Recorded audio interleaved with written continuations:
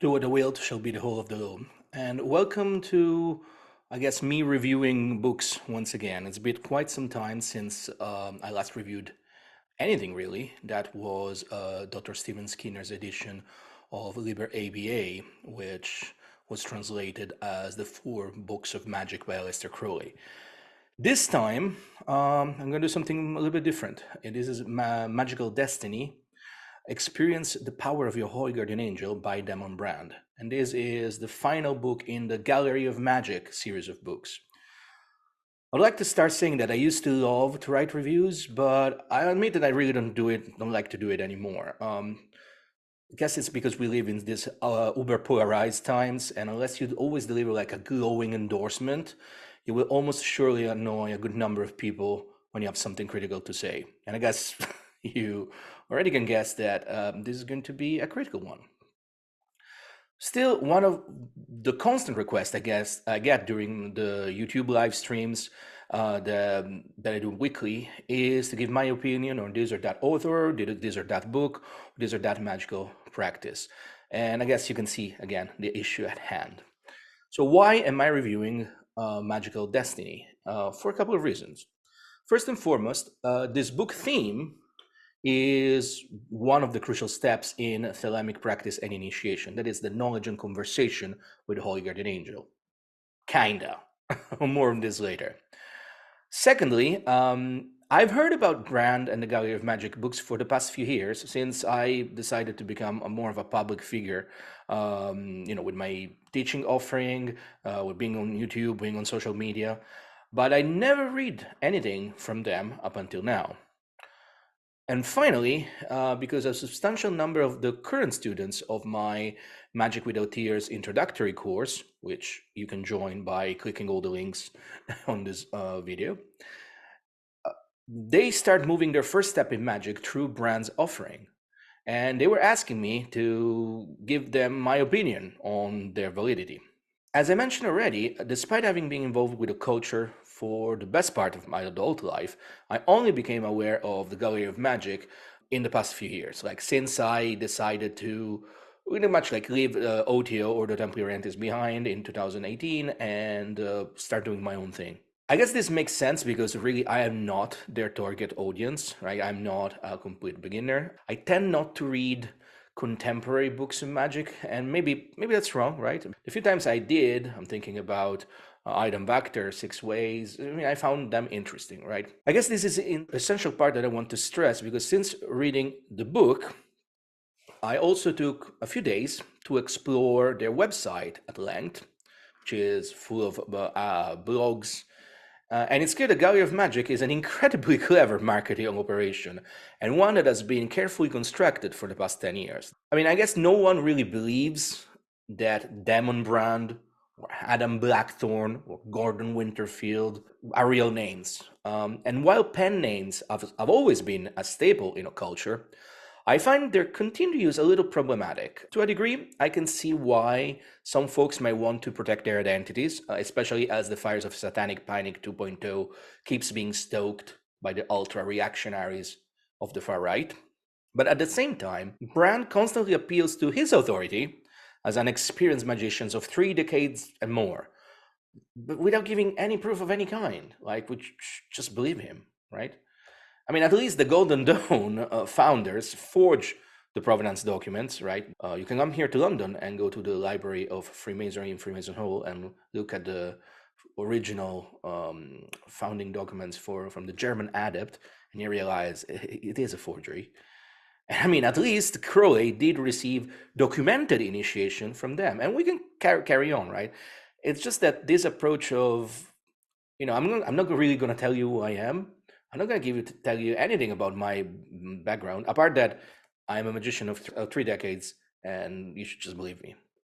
I mean, this self-referential approach irked me, especially when it was reflected in the absence of footnotes and bibliography, and where all suggesting for further readings were more Gallery of Magic books. This really speaks to me of marketing techniques, to maximize market share and profit, not a sincere wish to share magic with the world. But I digress.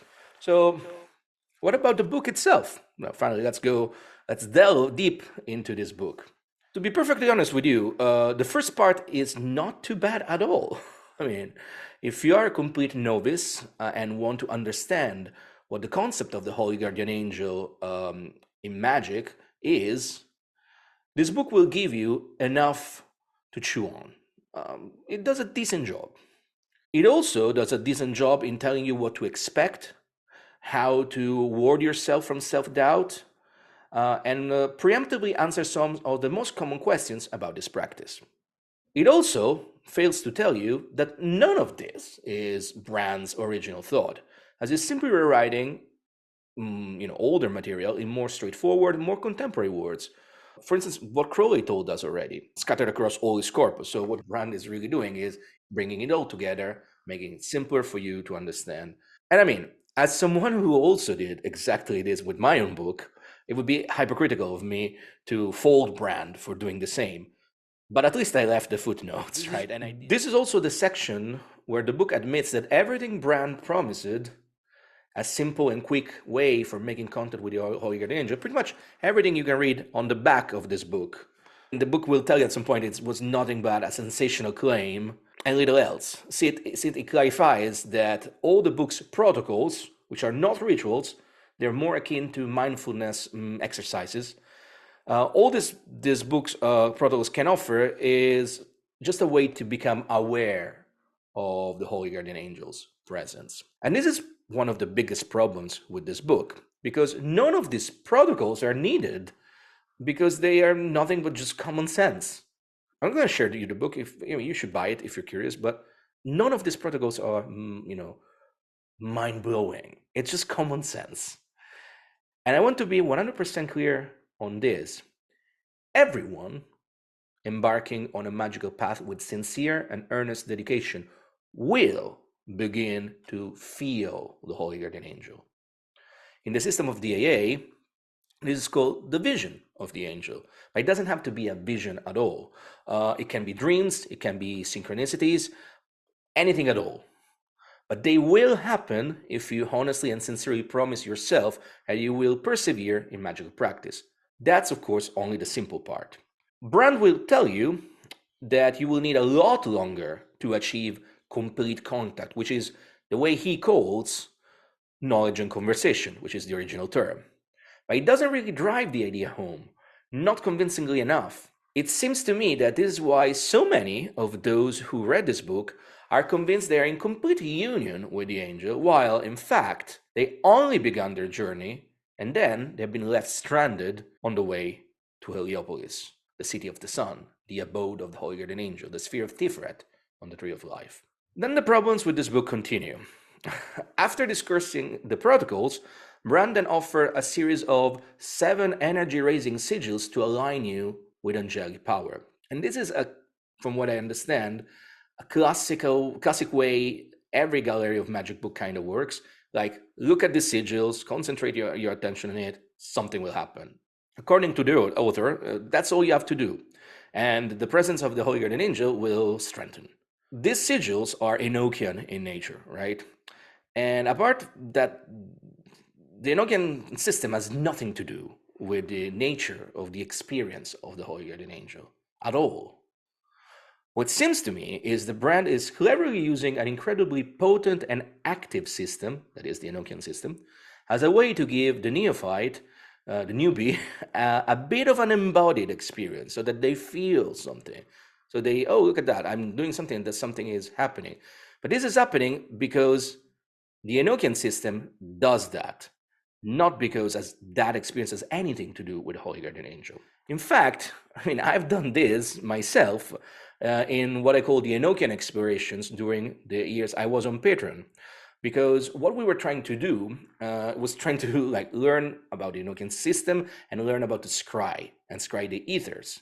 So since we were all scattered around the world, and we still are in the Magic Without Tears community, what we were doing is gathering together, and I would recite the Enochian calls, and people would prepare themselves by become acquainted with the Enochian alphabet, chanting the Enochian letters, even constructing a rosary to have a bit of a more tactile feel as they were chanting the letters. Okay? In my experience, the Enochian system is so potent and so active that doing that will create an embodied experience. Once again, it has nothing to do with the Holy Guardian Angel.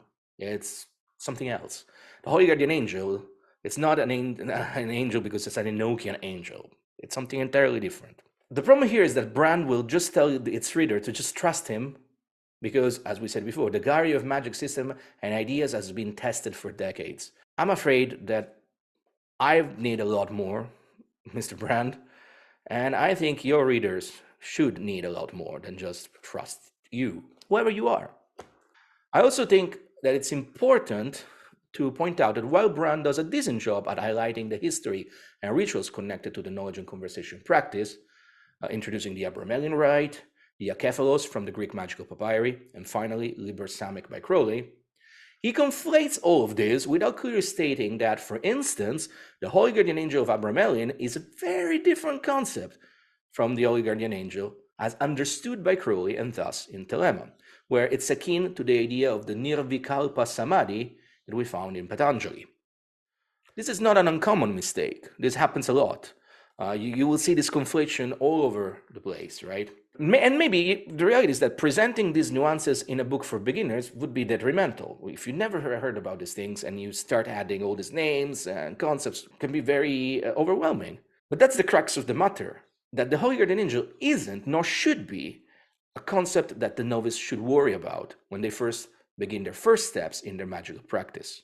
To fulfill the union, one must spend the right amount of time, months at the very least, more likely years, in purifying their own body of light to become a vessel from the fire of heaven. And to do so, I'm afraid that no amount of quick and dirty approach will ever do the trick.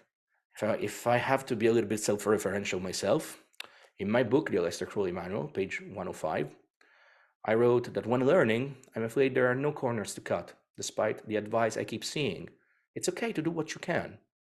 I hate to be the bearer of bad news, but it isn't.